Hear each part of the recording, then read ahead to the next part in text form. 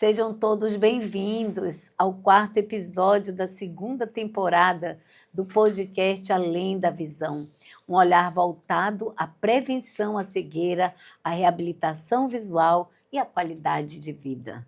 Hoje vamos conversar com a doutora Carolina Poltronieri. Ela é natural de São José do Rio Preto, em São Paulo. Ela fez residência na Santa Casa de Ribeirão Preto. E hoje ela está aqui trabalhando em Roraima, é parceira da equipe da Oculistas Associados de Roraima.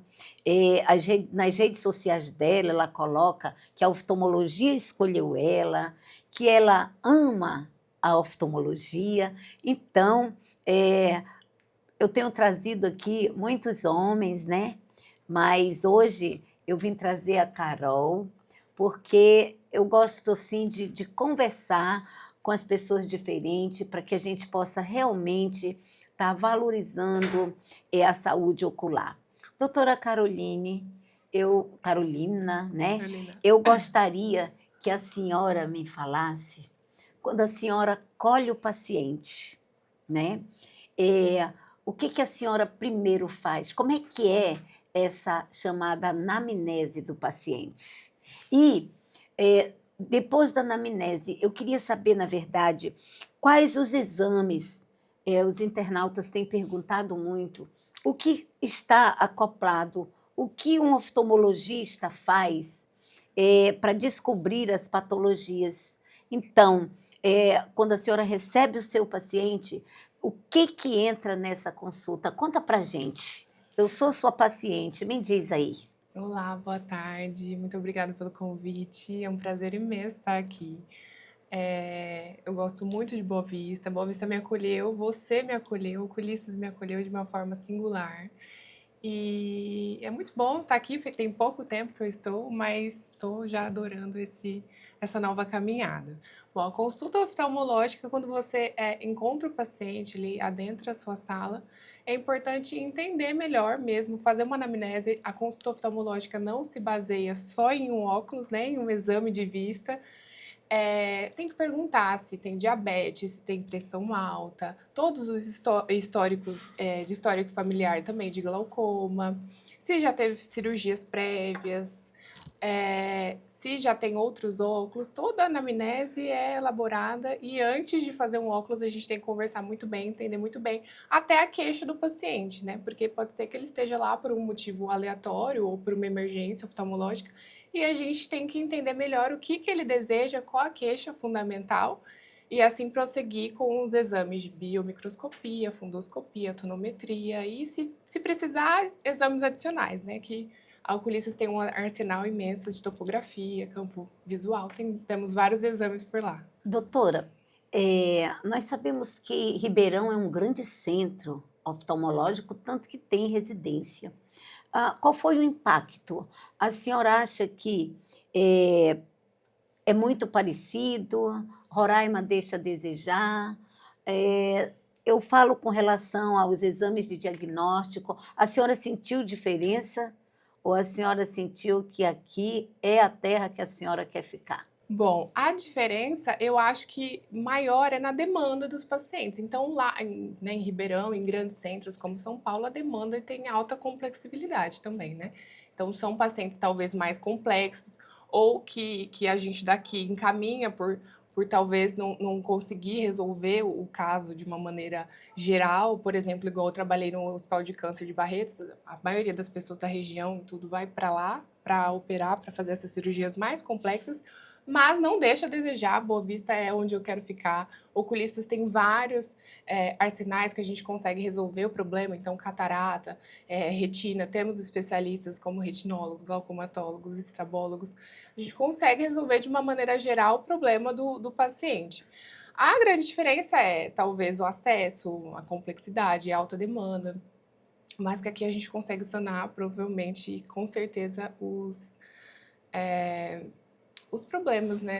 Eu vejo assim que em exames de diagnóstico, hoje Roraima tem todos os equipamentos para dirimir diagnósticos. Por exemplo, nós temos de tomografia do OCT, tanto de nervo óptico como de retina, como também nós podemos ver os campos de visão que nós temos do Humphrey a todos os outros, são muito bons, né? E me chama a atenção, assim, para os nossos seguidores, do que a senhora colocou, é importantíssimo, de que a doutora diz, hoje a gente vê nesse caminhar que nós temos inúmeros subespecialistas, porque a oftalmologia, a senhora fez 3 anos, é isso, doutora, de residência? Sim, foram 3 anos de residência e um bom tempo também acompanhando a plástica ocular no Hospital do Câncer de Barretos. Isso, eu vou já chegar aí, viu? Ela ficou 3 anos fazendo a oftalmologia. E a oftalmologia hoje, a pessoa chega e antes eles faziam tudo no nosso caminhar. Eu queria chegar aí. Quando o doutor Rômulo, o doutor Irã, doutor Salustino começaram a oftalmologia em Roraima, eles faziam tudo. Então o paciente chegava e eles faziam completo. Hoje, nós temos quantas subespecialidades dentro da oftalmologia? Ah, são muitas, né? E eu acho que o interessante da oftalmologia justamente é isso, que a gente se limitar também, a gente ir até o nosso alcance e, se não conseguir ali, dar a abertura para o próximo médico, para o colega, e ter essa equipe multidisciplinar, que eu acho mais importante, e o que a gente tem no oculistas, né? Então, a gente tem o retinólogo, tem o glaucomatólogo, a gente consegue encaminhar esse paciente para ser bem atendido, e conseguir resolver o problema dele até onde não me cabe, eu encaminho e assim por diante. Eu acho que isso é interessante na oftalmologia, porque ninguém consegue saber tudo. Eu vou abrir aqui uma lacuna para falar de algo muito importante. A doutora Carol disse que ela está tensa, ficou assim, ela é tão linda, né? Tanto que só em olhar para ela a pessoa já fica com a visão limpa. Mas é o seguinte, a doutora Carol colocou algo aí que é tão importante a gente esclarecer para vocês a respeito, quando ela disse que aqui em Roraima se resolve tudo, mas alguma coisa ela deixou no vácuo de que ela recebia esses pacientes de Roraima, aí a vontade de ela vir para cá. Ela, além de fazer os 3 anos de oftalmologia, ela foi para Barretos e ela fez lá uma pós-residência, né? Que é exatamente operando os pacientes oncológicos. Cirurgias que muitas vezes são obrigadas a ir para lá por causa das radioterapias, né? Por causa de outras coisas que ainda não faz em Roraima. E, doutora, qual era a sua sensação em Barretos de operar esses pacientes? Bom, o que mais chegava lá eram tumores grandes, né, que precisavam daqueles tratamentos e de medicamentos que só tinham lá em Barretos, inclusive não só de Boa Vista, né, como várias outras regiões. O Brasil inteiro acaba que, oncologicamente, vai para o Hospital do Câncer de Barretos. A gente fazia bastante reconstrução palpebral, né? Então, retirada de tumor e a reconstrução palpebral. Eu acho que na parte da estética palpebral, na parte da plástica, isso falta aqui em Boa Vista, né? Essa reconstrução, esse olhar mais para patologia na questão da pálpebra, eu acho interessante. Mas são casos de alta complexibilidade, por isso que precisam ser encaminhados, porque não adianta eu só retirar o tumor. Às vezes está espalhado, precisa de outros tratamentos demais. Então, assim, essa parte sempre me encantou bastante, mas principalmente na área da estética, que eu gosto muito, associado, lógico, à funcionalidade do paciente. Mas algumas coisas que a gente não consegue fazer em pequenos centros, né? E que vai para grandes centros como São Paulo, Brasília e etc.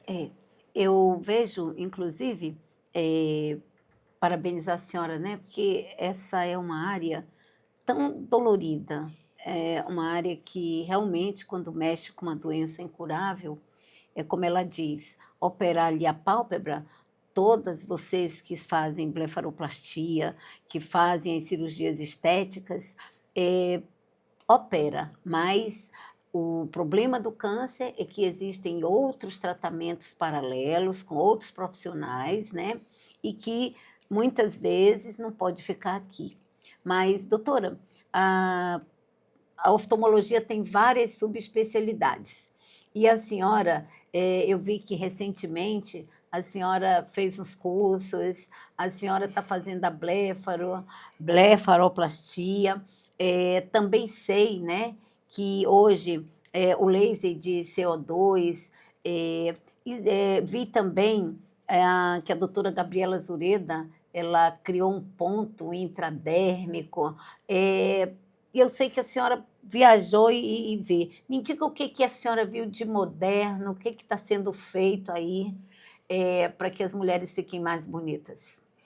Bom, a gente sempre fala sobre a expectativa do paciente também, o que ele deseja. Tem pacientes que só desejam tirar aquele excesso de pálpebra, tem pacientes que vai mais para o lado da estética. O laser de CO2 é uma potência hoje em dia, então já chegou aqui em Boa Vista esse laser de CO2, que é um procedimento também que você consegue associar a procedimentos estéticos como o Resurface, melhorar a qualidade da pele. Mais indicado para pacientes que têm uma certa flacidez, mas até moderada, pele fina. São pacientes com fototipos mais baixos para evitar a hiperpigmentação. Mas, hoje em dia, né, o mais atual é a blefaroplastia com laser. E já temos no estado, é uma ótima opção para quem, né, a cicatrização, independente do ponto ou independente se é laser ou não, porque as pessoas às vezes têm na cabeça que só porque é blefaroplastia laser não tem corte, né? Tem corte da mesma forma. A recuperação é mais rápida, mas a cicatrização, a pele da pálpebra é muito fina, a cicatrização fica excelente, independente de como. E alguns casos com retirada de bolsa de gordura, quando a gente precisa acessar mais a cavidade ali, o bisturi eu acho que é mais preciso. Teve uma seguidora nossa que perguntou: é verdade que existe blefaroplastia, tirar a pele de cima do olho sem cortar o olho? Corta a laser? Então, hoje em dia existe blefaroplastia sem corte, mas é quando a paciente às vezes vai em alguns doutores e fazem jato de plasma, então fazem micropontinhos aqui com plasma mesmo que dá aquela retraída na pele. Não é a mesma coisa, não tira gordura, não tira excesso de pele, então precisa de um corte para retirar sim e deixar um estado, uma estética bem mais agradável, não tem como, é só uma... Bom, gente, olha, então, para poder tirar mesmo o excesso de pele em cima, tirar o excesso de pele embaixo, né? Em cima, superior, inferior, tem que ser com corte para que realmente tire todo aquele excesso que não tem por onde sair, né? E hoje, tudo que tem de moderno, nós em Roraima estamos muito bem servidas. Nós temos hoje em Roraima, só que eu conheço uns 4 oftalmologistas que fazem essa cirurgia. Eu vou puxar um pouquinho a sardinha aqui para os 3 que operam na Oculistas Associados, e também uma coisa que eu acho lindo, cada uma delas tem um estilo, cada uma delas tem um jeitinho diferente, e cada uma delas opera com técnicas diferentes, né? E isso é que faz o serviço da plástica ocular ser um serviço também diferenciado, né? Porque exige beleza, existe prática. Doutora, eu sei que a senhora também gosta das coisas que é boa. Eu acho fantástica. Uma vez a doutora Gabriela estava operando com a senhora lá, e eu achei muito interessante aquele ponto intradérmico. E eu disse, mas onde é que foi cortado aqui? E aí eu decorei bem o nome do ponto, intradérmico, né? Mas também já vi outras cirurgias suas com outro tipo de pontinho que também fica bem. E já vi também, inclusive, como a doutora Gabriela opera muito nos grandes centros, eu vi com CO2. E assim, a diferença, quando o cirurgião tem muita mão cirúrgica, não é tanta, né? Porque vocês conseguem deixar uma perfeição. Eu não entendo muito, mas aí eu vejo que vocês colocam o botox.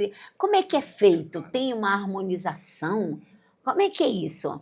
E eu queria lhe perguntar isso, porque veio uma pergunta bem picante. Diga aí.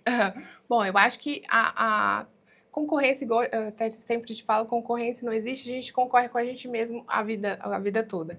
E a estética é a cicatriz ou o ponto é a assinatura do cirurgião, né?